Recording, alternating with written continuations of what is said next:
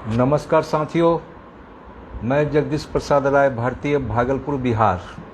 दोस्तों, आज मैं आपके समक्ष लाइव आया हूं एक बैंकर्स की कहानी बताने के लिए। यह बैंक भागलपुर में स्थित है और यूको बैंक है। यह बैंक अपने कस्टमर को, जो कि वो उसने कार लोन ले रखा था और काफ़ी अच्छे से वो मैनेज कर रहा था, ईएमआई भी टाइम पर दे रहा था और काफ़ी अच्छे से अपने जो है लोन अकाउंट को चला रहा था। लॉकडाउन लगने के बाद अगले की जो है स्थिति, जो कर्जदार था उसकी स्थिति थोड़ी बहुत डगमगाई, क्योंकि वो भी एक बिजनेसमैन है। उन्होंने आकर के मुझसे फरवरी में मिला था वो, और उन्होंने अपनी स्थिति बताई। तो मैंने उनको कहा कि कोई बात नहीं है, आपकी स्थिति अगर गड़बड़ हो गई है तो आज की परिस्थिति में आप जिम्मेदार नहीं है, आप बैंक को लिख करके दीजिए, क्योंकि बैंक को ये तो जानकारी नहीं है, ना ही उसको सपना आ रहा कि आपकी स्थिति गड़बड़ा गई है। तो आप उनको एक लेटर लिख करके दीजिए कि हमारी स्थिति अभी ख़राब हो गई है, मुझे 6 महीने का समय दिया जाए, ताकि और इस बीच में भी जो भी मेरे पास सरप्लस अमाउंट आएगा मैं अपने लोन अकाउंट में डालता रहूँगा। दोस्तों, मैं बता दूं कि उसने लेटर दिया फरवरी में, और इस बीच उसने मेंटेन भी किया। पूरा तो नहीं दे पाया, मतलब कि जो किस्त होता है, अगर वो 6,000 रुपये का था महीने का, तो उसने 5,000 रुपये, 4,000 रुपये करके देना हर एक महीना शुरू किया।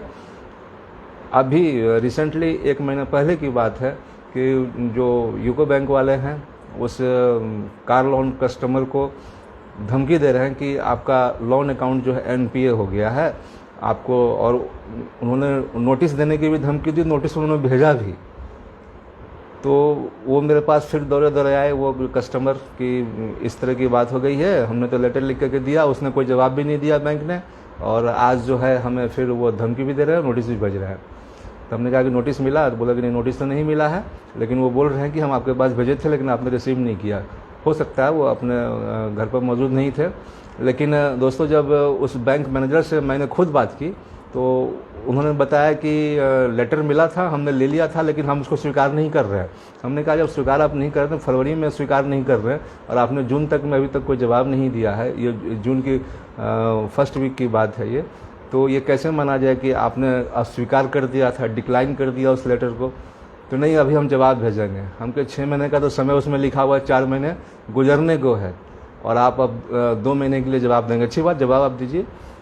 उनके बाद उनको कहा कि जब एनपीए किस तरह से होता है आपको भी पता होना चाहिए, और जब लेटर कस्टमर आपका दे चुका है, अच्छा एक कस्टमर है, इसने मेंटेन भी किया है, और आप अभी धमकी दे रहे हैं कि इन्हें एनपीए कर दिया जाएगा। नोटिस भी शायद आप इशू कर चुके हैं, नोटिस भेजिए, कोई बात नहीं है, नोटिस का जवाब दिया जाएगा। देखिए दोस्तों, मेरा ये जो सुनाने का जो वाकयात है, एक ही रीज़न है कि बैंक वाले किस तरह कस्टमर को मिसगाइड करते हैं और उनको प्रताड़ित करते हैं, उनको किस तरह से प्रेशराइज करते हैं ताकि कस्टमर व्याकुल हो जाए, और कहीं से करने का मतलब एक लोन चुकाने के लिए दूसरा लोन ले ले, किसी से साहूकार से ले ले, कहीं से 5% पर उठा ले, कहीं 10% पर उठा ले। क्योंकि कार लोन है, हो सकता है कि एनपीए करके और रिकवरी एजेंट को सीजर लिस्ट में डाल दिया गया हो, और सीजर लिस्ट वाले जो भी बैड एलिमेंट होते हैं, गुंडे क्रिमिनल होते हैं, असामाजिक तत्व होते हैं, जो भी रिकवरी में बैठे हुए हैं, वो इंतजार में रहते हैं। ऐसे गाड़ियों का व्हीकल लिस्ट जो उनके पास जाता है सीजर वाले के पास में, तो वो रास्ते में रोक टोक करते हैं और गाड़ी कस्टमर से छीनने का पूरा प्रयास करते हैं। तो ऐसी स्थिति परिस्थिति में बैंकर्स की क्या रोल होनी चाहिए, ये एक उदाहरण के रूप में मैं बता रहा हूँ आपको कि किस तरह से ये बैंक वाले जो हैं कस्टमर को प्रताड़ित करते हैं मानसिक रूप से। तो इसलिए आप भी सावधान रहें, और कोई भी काम बैंक से रिटर्न में करें, कोई भी टेलीफोनिक उनसे कन्वर्सेशन न करें, उनके पास जाएं, उनसे मिलें, ज़रूरत पड़ती है तो उनसे रिटर्न में ही अपनी बातचीत को रखें। क्योंकि ये बैंक वाले हैं, नौकरी पेशा, ये लोग मैनेजर स्टाफ होते हैं, इनको सिर्फ अपनी नौकरी की चिंता होती है। ऐसे भी जितने भी बैंक्स के रूल्स रेगुलेशन बनाए गए हैं वो सब कर्जदार के खिलाफ ही बनाए गए हैं, उनको टॉर्चर करने के लिए ही बनाए गए हैं, उनसे किसी भी तरह एन केन प्राक्रेन उनसे वसूली करने के लिए ही बनाए गए हैं। आपके पक्ष का कोई भी उसमें ऐसा नियम नहीं है। अगर आप वास्तव में देखा जाए, अगर जो आप जिसमें फाइनेंस लेते हैं, लोन लेते हैं बैंक से या किसी भी NBFC से भी हो या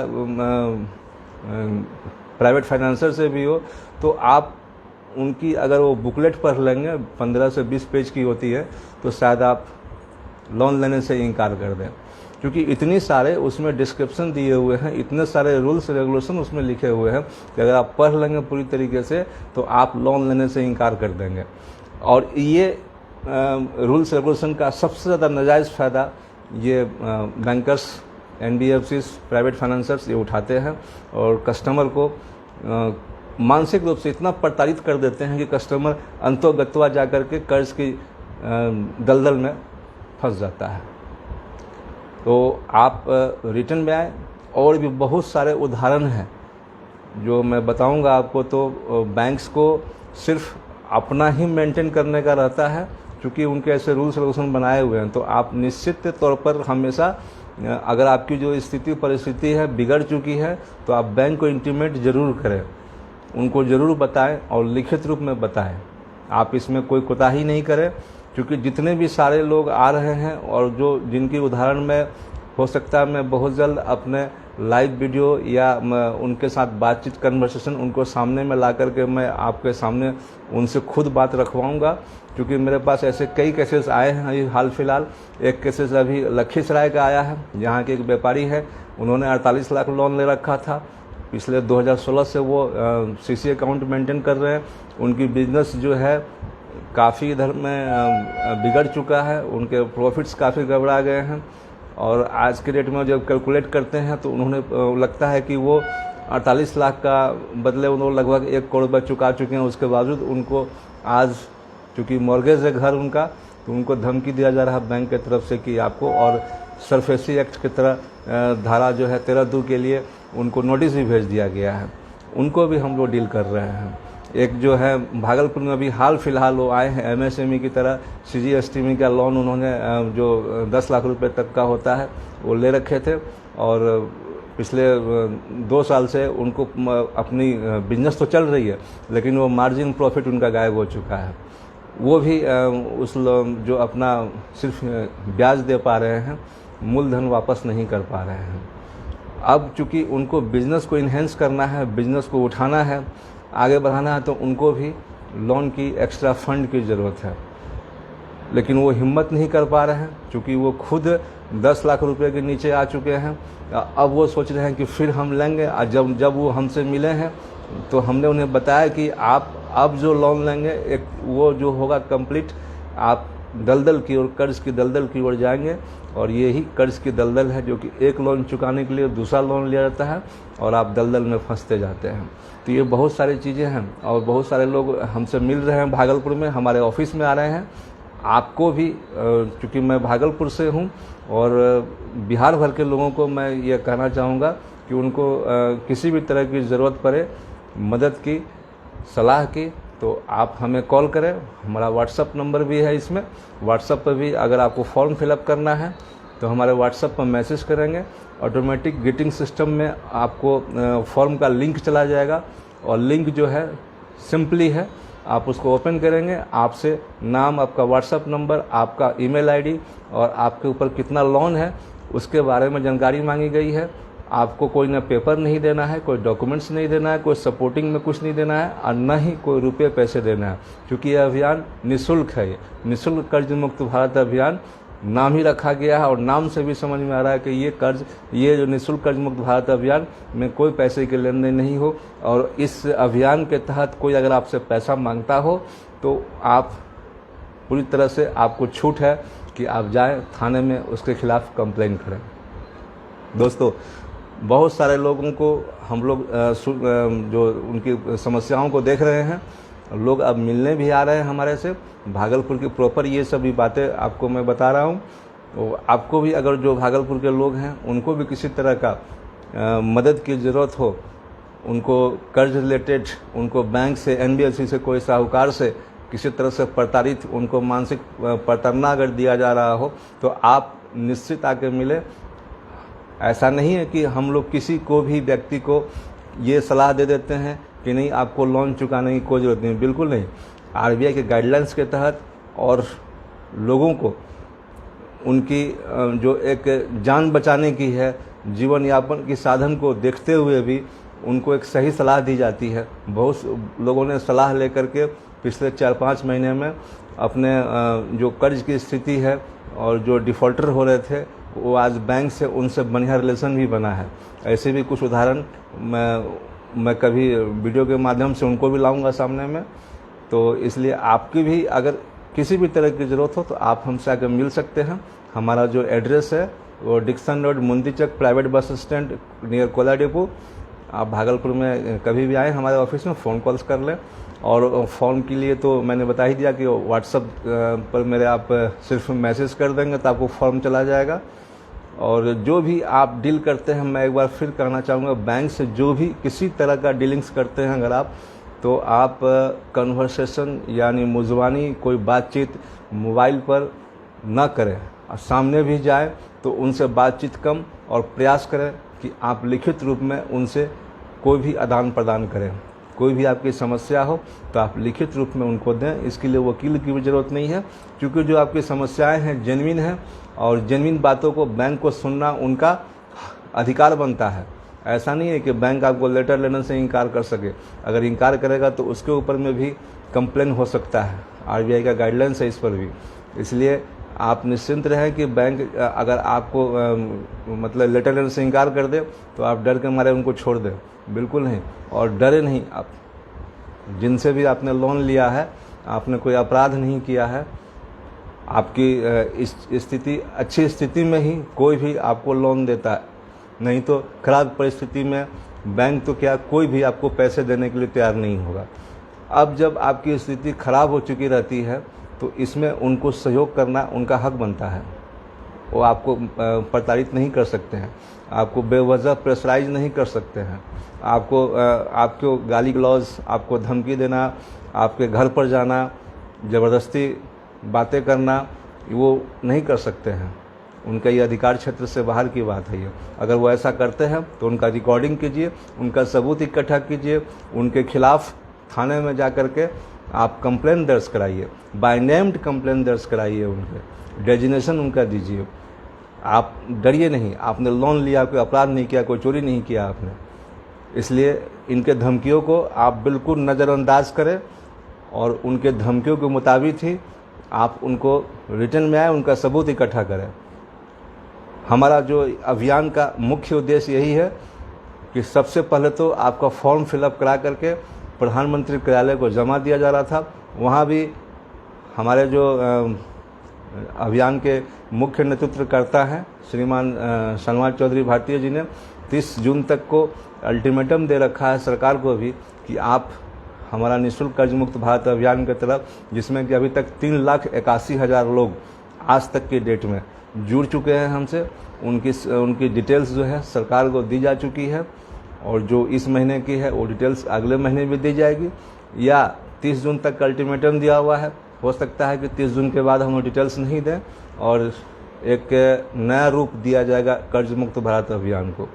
तो इसलिए आप निश्चिंत रहें, आपका कर्जा एक एक लोगों का 1-1 रुपया का कर्जा माफ़ करा करके ही हम लोग दम लेंगे। हम लोग निश्चिंत नहीं बैठे हैं और न बैठेंगे। जब तक आपका कर्जा माफ़ नहीं होगा तब तक हम लोग निश्चिंत नहीं बैठेंगे। इसलिए आप अधिक से अधिक फॉर्म भरें और फॉर्म खुद ही नहीं भरें। बहुत सारे लोग फॉर्म भर करके व्हाट्सएप पर मैसेज भेज रहे हैं, क्या हुआ मेरा फॉर्म भर दिए हैं, कुछ हुआ कि नहीं हुआ। भाई साहब, हम लोग कोई भारत सरकार के एजेंट तो हैं नहीं कि आपको बता दें कि हाँ ठीक है मोदी जी को हमने दे दिया, उनके ऑफिस में दे दिया है, वो आपका कर्जा जो है तुरंत आपको माफ़ कर देंगे। इतना आसान भी नहीं है। उनके ऊपर जब तक प्रेशर नहीं पड़ेगा, और प्रेशर कैसे पड़ेगा, जब तक ये संख्या नहीं बढ़ेगी। और संख्या कैसे बढ़ेगी, जब तक आप अपना फॉर्म भरेंगे और दूसरों का नहीं भराएंगे। हर जगह तो हम लोग पहुंच नहीं सकते हैं। अगर आपने ये इस अभियान को जानकारी ले ही लिया, आपके संज्ञान में आ गया, तो आप अपना फॉर्म तो फिलअप कर ही लेते हैं। दूसरे को भी आप उस फॉर्म को भेजें, SMS के द्वारा भेजें, उनको व्हाट्सएप पर भेजें। ईजी है काफ़ी फॉर्म फिलअप उनको भी करने का, और जानकारी दें उनको भी आपकी नज़र में जो है। उनको और अपने साथ उनको भी जोड़ के रखें। भविष्य में आपके लिए वो एक काम देंगे, आपके सपोर्ट में रहेंगे। कभी कोई आपको भी ज़रूरत पड़ी, कोई बैंकर्स, कोई साहूकार अगर आपको मानसिक पतन ना देगा, आपके घर पर जाएगा, तो वैसे लोगों को इकट्ठा करके रखें। आपके लिए वही सबसे ज़्यादा और नज़दीक में, आसपास में सबसे ज़्यादा सपोर्टर बनेंगे, आपका ढाल बनेंगे वो, और एक दूसरे के लिए मददगार साबित होंगे। तो आप जितना ज़्यादा फॉर्म भरेंगे, हम लोग उतनी जल्दी इसमें कामयाबी हासिल करेंगे, क्योंकि 2024 में लोकसभा का इलेक्शन है। और कहीं मैं अभी एक इनपुट आया था, मैं पढ़ रहा था अभी कि अक्सर जो है सरकारें बिजनेसमैन को मदद करती है। बहुत अच्छी बात है, भारत के उद्योगपति हैं, सरकार भारत की है, उनको मदद कर रही है, बहुत अच्छी बात है। वो कहीं ना कहीं बिजनेस को ग्रोइंग के लिए ही मदद कर रही है। लेकिन एक आम जनता जो है, जो एक करोड़ों की संख्या में है, वो आपको वोट दे करके आपको गद्दी पर बैठाया है, आपको शासन सत्ता दिया है, और आप एक तरफा होकर के सिर्फ बिजनेसमैन की बात सुनेंगे, औद्योगिक घरानों की बात सुनेंगे, बड़े बड़े उद्योगपतियों की उनकी जो दर्द की उनको सुनेंगे, कहानियाँ सुनेंगे, उनको आप सपोर्ट करेंगे, उनका कर्जा अंडर राइट करेंगे, उनका कर्जा राइट ऑफ करेंगे, तो आम जनता को जो आपको वोट दिया है, जिसने सबसे पहले आपको वोट दिया है, उसका सबसे ज़्यादा अधिकार बनता है कि वो सुविधा इन्हें भी मिलना चाहिए। जो एक देश की जनता है, आम जनता है, ये प्रताड़ित है, और कहीं न कहीं ये भी आपकी नीतियों के चलते ही आज की स्थिति परिस्थिति उसकी बिगड़ी है। तो आप जब बड़े बड़े उद्योगपतियों को देख रहे हैं, तो एक नज़र से उनको भी देखिए और दूसरी नज़र से आम जनता को भी देखिए, क्योंकि आप वोट के लिए महीनों दौड़ते हैं चुनाव के समय में, ये ध्यान रहे। और 2024 बहुत नज़दीक है, बहुत दूर भी नहीं है, और इसलिए हम लोग बार बार अपील कर रहे हैं आम लोगों से, जो भी कर्ज की दलदल में डूबे हैं, फंसे हैं, उसमें उनकी कोई गलती नहीं है, इसमें सरकार की गलत नीतियाँ जिम्मेदार हैं। इसलिए आप अधिक से अधिक फॉर्म भरें, और ये सरकार को कर्जा माफ़ करना ही पड़ेगा। कर्जा माफ़ नहीं कर सके तो कम से कम उनको 2 साल का वक्त देना ही पड़ेगा। और जो लोग ज़्यादा से ज़्यादा ज़रूरतमंद हैं, जिनके घर में कोई कमाने वाला नहीं रह गया, कोई मुखिया नहीं है उनके घर में, उनका तो कर्जा माफ़ करना ही पड़ेगा। इसलिए सरकार भी ये अच्छी तरह से दिमाग में बैठा के रखे कि इस अभियान का मुख्य उद्देश्य यही है कि लोगों का कर्जा माफ़ कराना है, लोगों को 2 साल का वक्त दिलाना है। और जैसे आपने बड़े बड़े उद्योगपतियों को देखा है, आम लोगों को भी आपको देखना पड़ेगा। आप नहीं देख रहे हैं, इसलिए देखने के लिए हम लोगों ने अभियान शुरू किया है, एक प्लेटफॉर्म तैयार किया है, जहां पर लोग आकर के अपनी बातों को सरकार तक पहुंचा रहे हैं। और ये प्लेटफॉर्म बहुत जल्द 1 करोड़ का रूप धारण करेगा, 1 करोड़ लोग इकट्ठा होंगे इसमें। तो सरकार को अपने 2024 के भविष्य को देखना ही पड़ेगा। इसलिए जितने लोग जुड़ेंगे इस अभियान से, उतना ही जल्दी कर्जा माफ़ कराने में हम लोग कामयाब होंगे। तो आप लोग घबराएं नहीं, धैर्य रखें, और इस अभियान के तहत जो भी आपको नज़र में आते हैं, आपके जानकार हैं, रिश्तेदार हैं, कोई आसपास के हैं, पड़ोस में है, कहीं भी हो, इंडिया के किसी कोने में भी हो, आप उनको फॉर्म शेयर कर सकते हैं। फॉर्म का लिंक शेयर करें और उनको फॉर्म फिलअप कराएं। क्योंकि हमारा ये अभियान में तेज़ी से लोग जुड़ रहे हैं, और हम लोग चाहेंगे कि ये अभी भी वो स्पीड में नहीं आया है जुड़ने का लोगों को। और जितना जल्दी ये स्पीड पकड़ेगा, और जितने लोग अभी तक 3,81,000 लोग जुड़ चुके हैं, जितनी ज़्यादा ये संख्या बढ़ेगी, हम लोग उतनी ही जल्दी सरकार पर दबाव बनाने में कामयाब होंगे, और आप लोग का कर्जा माफ़ी कराने में सफल होंगे। तो फिर से एक बार मैं कहूँगा कि आप अगर कोई साहूकार आपको तंग कर रहा हो, तो आप उससे भी नहीं डरें। आपका हो सकता है कि गांव में साहूकार दबंग हो, आपने उससे पैसे ले रखा हो, कोई बात नहीं है, आप उनको अपनी स्थिति परिस्थिति से अवगत कराएं। हो सकता है आपकी बात भी ना सुने, क्योंकि उनकी ये एक नेचुरली होती है कि वो अपने पैसे के अलावा, अपने ब्याज के अलावा, शायद आपकी परिस्थिति को, जो बिगड़ी हुई हालात है, उसको वो ध्यान नहीं दे, नज़रअंदाज करेंगे। ऐसे लोगों के लिए भी उपाय है, सरकार की तरफ से भी है और आपके अधिकार क्षेत्र में भी है। इसलिए आप घबराएं नहीं। अगर ऐसी कोई प्रताड़ित हो रहे हैं तो आप संपर्क करें हमारे निःशुल्क कर्ज मुक्त भारत अभियान से। पूरे देश में लोग हैं, पूरे बिहार में लोग हैं। आपको जहां भी ज़रूरत पड़े मदद की, आप हमसे जुड़े। यूट्यूब पर भी हैं हम लोग, फेसबुक पर भी हैं, नंबर सभी जगह अवेलेबल है। आप कहीं पर भी सर्च मारेंगे तो आपको ज़रूर कोई न किसी का नंबर ज़रूर मिल जाएगा। इसीलिए, और फॉर्म फिलअप भी करना हो, अगर व्हाट्सअप नहीं कर पा रहे हैं तो हमारे फेसबुक पेज पर जाएं, वहाँ पर पिनअप किया हुआ है, फर्स्ट स्क्रॉल में ही वो पिनअप फीचर्स में दिखाई पड़ेगा। आप वहाँ से लिंक है वो क्लिक कर करके फॉर्म फिलअप कर सकते हैं। इसलिए ज़्यादा कहीं प्रेशराइज होने की ज़रूरत नहीं है। आपने लोन लिया है, कोई अपराध नहीं किया है, इसलिए साहूकारों से भी आपको डरने की ज़रूरत नहीं है। ठीक है, उन्होंने आपके बुरे परिस्थिति में मदद किया है, अच्छी बात है। तो आज आपकी स्थिति खराब हुई है, जब तक स्थिति अच्छी थी तो उन्होंने ब्याज भी लिया आपसे। अगर आपकी स्थिति आज खराब हो गई है तो ये कहीं ना कहीं टॉलरेट उनको भी करना पड़ेगा। नहीं करेंगे तो उपाय आरबीआई ने भी दे रखा है, आप उसके तहत अपने अधिकार को जानें। सलाह के लिए हम लोगों को फ़ोन करें, हम लोग उचित सलाह देंगे आपको, आपके जीवन को बचाने के लिए। आपको सामाजिक जो हीनता है और सामाजिक प्रतिष्ठा का जो हनन करते हैं ये लोग, उससे भी बचाया जाएगा आपको, और आपको डरने की ज़रूरत नहीं है। जय हिंद, जय भारत।